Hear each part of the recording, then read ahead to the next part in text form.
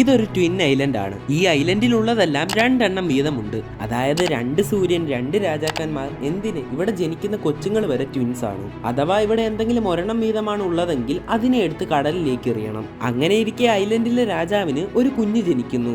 എന്നാൽ ആ രാജാവിന് പേടിയാവുന്നു. കാരണം കുഞ്ഞ് ഒറ്റയായിട്ടാണ് ജനിച്ചത്. അതുകൊണ്ട് തന്നെ അതിനെ കടലിലേക്ക് എറിയണം. പെട്ടെന്ന് ആ രാജാവ് കുഞ്ഞിനെയും എടുത്തുകൊണ്ട് ദൈവത്തിന്റെ അടുത്തേക്ക് ചെല്ലുന്നു. ശേഷം ഒരു മാന്ത്രിക കല്ല് വെച്ചിട്ട് പ്രാർത്ഥിക്കുന്നു. അങ്ങനെ ആ കല്ല് ഒരു കുഞ്ഞായി മാറി. എന്നാൽ അദ്ദേഹത്തിന്റെ കയ്യിൽ നിന്ന് ആ കുഞ്ഞ് താഴെ വീഴുന്നു. അതൊരു കല്ലായിരുന്നതുകൊണ്ട് പൊട്ടിപ്പോയി. ഇത് കണ്ട് ദൈവത്തിന് ദേഷ്യം വരുന്നു. നീ ആ കുഞ്ഞിനെ ഉടനെ തന്നെ കടലിലേക്ക് കളയണമെന്ന് പറഞ്ഞു. അതിന് തയ്യാറല്ലായിരുന്ന രാജാവ് ആദ്യമായി ഐലൻഡിന് പുറത്തു പോകാൻ തീരുമാനിക്കുന്നു. അതിനായി കുഞ്ഞിനെയും എടുത്തുകൊണ്ട് പാലത്തിലൂടെ പോകുമ്പോഴാണ് ഒരു ആക്സിഡന്റ് സംഭവിക്കുന്നത്. അദ്ദേഹത്തെ പോലെ മറ്റൊരു രാജാവും കുഞ്ഞുമായിരുന്നു അത്. ഇവർ രണ്ടും അവിടെ ഒന്നിച്ചതുകൊണ്ട് തന്നെ പ്രശ്നമില്ലാണ്ടാവുന്നു. ശേഷം രണ്ടുപേരുടെയും കഴുത്തിലുണ്ടായിരുന്ന ലോക്കറ്റ് ഒരുമിച്ചപ്പോൾ ആ ട്വിൻ ഐലൻഡ് ഒന്നായി മാറുന്നു.